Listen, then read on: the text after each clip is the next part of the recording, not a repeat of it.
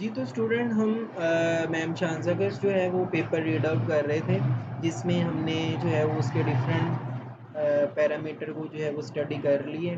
उसके बाद last application रह गई थी फ्यूल एडिटिव। फ्यूल एडिटिव पे जो है वो हम किस तरह से काम कर सकते हैं और फ्यूल एडिटिव जो है वो हमें जो है वो क्या इंफॉर्मेशन प्रोवाइड करता है।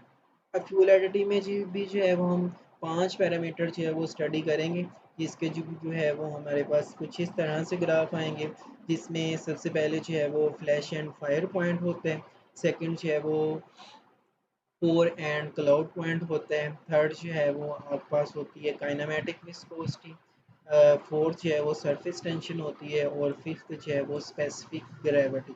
इन फैक्टर्स को जो है वो हम स्टडी करते हैं। असल में जो फ्यूल एडिटिव पे काम है, फ्यूल एडिटिव का जो वर्क है ये बहुत आसान है और इसको जो है वो आप अप्रोक्सीमेटली 2 से 3 दिन में जो है वो एज एप्लीकेशन जो है वो आप इसको यूज़ कर सकते हैं। अगर आपके पास ज़्यादा टाइम नहीं है, आप कैटालिटिकल एक्टिविटी जो है वो उसको प्रॉपर टाइम नहीं दे सकते, तो आप जो है वो फ्यूल एडिटिव पे जो है वो सिर्फ काम करके अपना जो थीसिस है वो कर सकते हैं।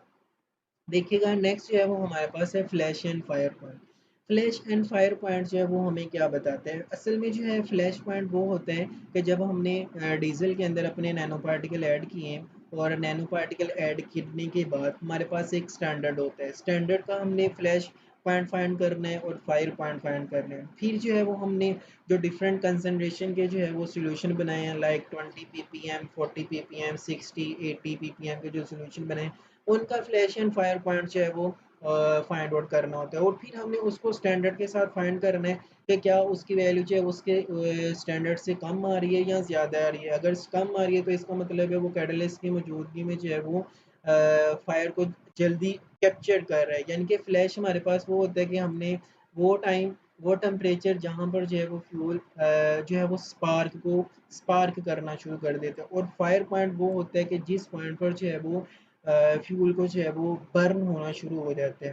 तो इस तरह से जो है वो हम स्टैंडर्ड को और डिफरेंट कंसंट्रेशन के जो सॉल्यूशन बनाए हैं उनको कंपेयर करके कंपैरिजन कर सकते हैं कि क्या नैनो पार्टिकल और नैनो कंपोजिट के जो ग्राफ हैं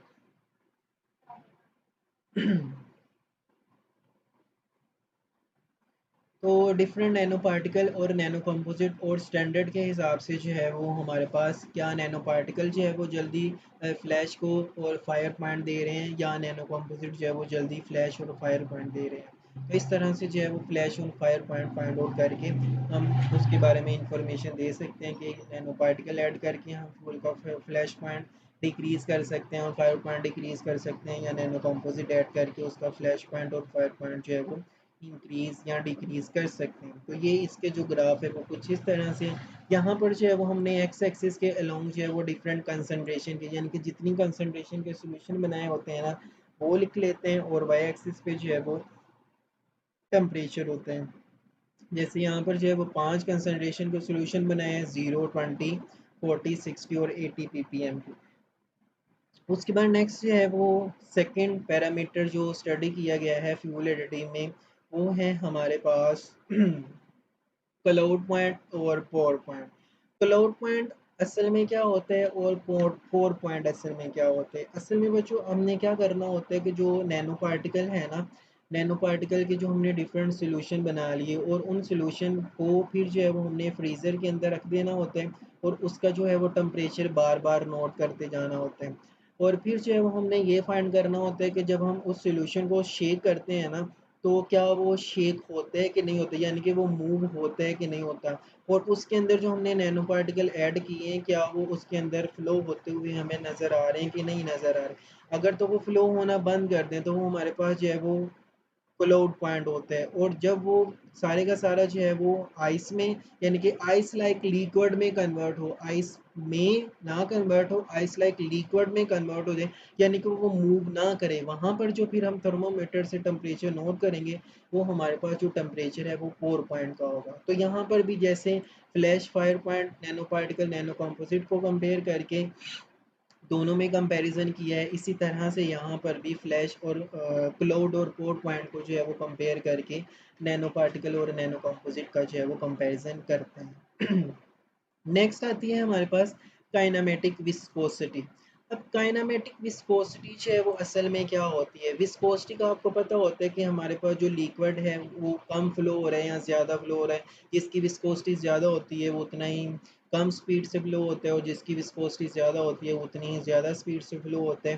तो यहाँ पर जो है वो अगर हमारे पास नैनो पार्टिकल ऐड करने से उसकी विस्कोसिटी जो है वो कम हो रही है। विस्कोसिटी कम हो रही है मीन के जो विस्कस लिक्विड नहीं है वो लिक्विड फॉर्म में है, यानी कि वो ज़्यादा थिक नहीं है, वो थिन है। इट मीन्स कि वो वाला जो लिक्विड है वो जल्दी फायर को पकड़ लेगा, और जो ज़्यादा विस्कोसिटी वाले लिक्विड है वो जल्दी फायर को नहीं पकड़ेगा। तो इस तरह से जो है वो यहाँ पर भी आप कंपैरिजन करेंगे।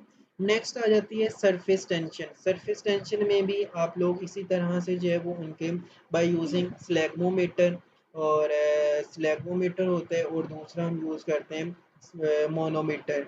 इसकी मदद से जो है वो हम इन दोनों पॉइंट्स को, बल्कि तीनों पॉइंट्स को, जिसमें काइनेमेटिक विस्कोसिटी, सरफेस टेंशन और स्पेसिफिक ग्रेविटी, इन्हीं वैल्यूज़ को यूज़ करते हुए जो है वो नंबर ऑफ ड्रॉप्स जो है वो हम काउंट करते हैं, और टाइम को काउंट करके जो है वो फिर हम ये वाले ग्राफ जो है वो ऑब्टेन करते हैं। इसको जो है वो फिर फर्दर हम डिटेल में स्टडी भी करेंगे जब हम इसको प्रैक्टिकली जो है वो परफॉर्म करेंगे।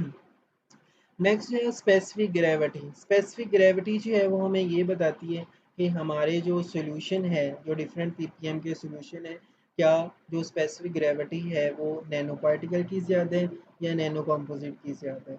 उसका कंपेयर करके हम जो है वो उसका ग्राफ बना देते हैं। इट मीन्स कि अगर मैं आपको सिंपली ये कहूँ कि जो नैनो पार्टिकल और नैनो कंपोजिट को अगर हमने फूल एडिटिव पे काम करवाना है, तो ये वाला काम जो है वो आप बहुत आसानी के साथ जो है वो 3 से 4 दिन में कंप्लीट कर सकते हैं। और अगर आप जो है वो लैब को प्रॉपर टाइम देना चाहते हैं, आप रिसर्च पेपर लिखना चाहते हैं, और आप जो है वो आगे पीएचडी करना चाहते हैं, तो आपको जो है वो फिर कैटालिटिकल एक्टिविटी और फ्यूल एडिटिव दोनों को ही करना पड़ेगा, या फिर आप अकेले जो है वो कैटालिटिकल एक्टिविटी ही करके आप जो है वो अपना रिसर्च पेपर लिख सकते हैं। ठीक, तो ये इनकी जो है वो एक्सप्लेनेशन लिखी हुई है, आप इसको आसानी से रीड आउट करके समझ सकते हैं।